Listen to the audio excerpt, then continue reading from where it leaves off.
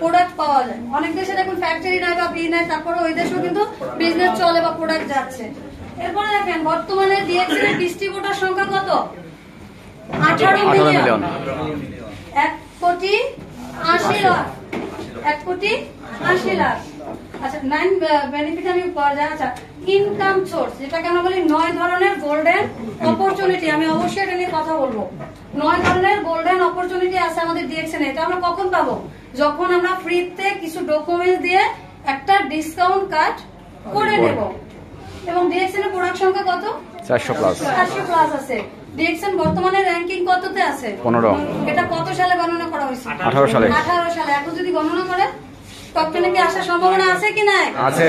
আমরা কি ডিএক্সএল এর টপ 10 এ দেখতে চাই কি চাই না? यस ইনশাআল্লাহ। তাহলে কি ডিএক্সএল কি এমনি যাবে নাকি আমাদের বিজনেস করলে হবে? আমাদের বিজনেস করতে হবে। এবং দেখেন রানিং কত বছর ডিএক্সএল বিজনেস করছে? 31 বছর।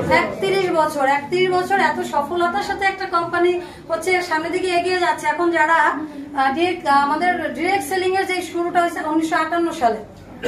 1958 সালে। এখন যারা এই সিস্টেমটা চালু করছে তারা আগে থাকবে নাকি পরে যারা আসছে তারা আগে থাকবে?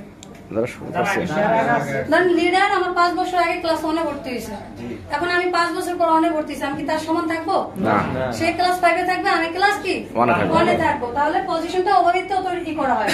এবং ফ্যাক্টরি অলরেডি কতগুলো দেশে আছে? 13টা দেশে। 13টা দেশে আছে। আপনার বাংলাদেশে সার্ভিস সেন্টার কতগুলো আছে? 100 প্লাস সার্ভিস সেন্টার কিন্তু বাংলাদেশে আছে। এবং ফ্যাক্টরি কয়টা? একটা। চলে গেল। আচ্ছা 9 গোল্ডেন অপরচুনিটি কিছুক্ষণ আগে বলছি। 9 গোল্ডেন অপরচুনিটি রিটেল সেলার অর্থাৎ বিক্রির উপরে লাভ যেটাকে আমরা বলি। শুরুতে গ্রুপ বোনাস আছে, স্টার গ্রুপ বোনাস আছে, ডেভেলপমেন্ট বোনাস আছে, লিডারশিপ বোনাস আছে, ইন্টারন্যাশনাল প্রফিট শেয়ারিং আছে, ট্রাভেল সেমিনার ইনসেনটিভ আছে, হ্যান্ডফোন সেট ইনসেনটিভ আছে, ওয়ান টাইম একবারই পাওয়া যায়। এবং হচ্ছে overseas travel incentive one time, অর্থাৎ এটাকে আমরা বলি 5 রুবিস যেটা বলি স্টার আর কি, ওই বোনাসটা বা হজ ইনসেনটিভ যেটাকে আমরা বলি এককালীনই পাওয়া যায়। এটা এই 9 ধরনের বেনিফিট কিন্তু আমরা এখান থেকে পাই, গোল্ডেন অপরচুনিটি। এবার আসেন যে কথাটা বলছি টোটালি মার্কেটিং প্ল্যানে একটু ঢুকে যাচ্ছি, আমার ভুল হলে আবারও বলি, আপনারা ক্ষমা করবেন। তো শুরুতেই বলছিলাম যে আমাদের যে রিটেল প্রফিট কথার কথা দেখেন এখানে আছে 1300 পয়েন্ট। আমাদের কোম্পানির ফাউন্ডার 1300 পয়েন্ট কেন বাধ্যতামূলক করছে কেউ বলতে পারবেন?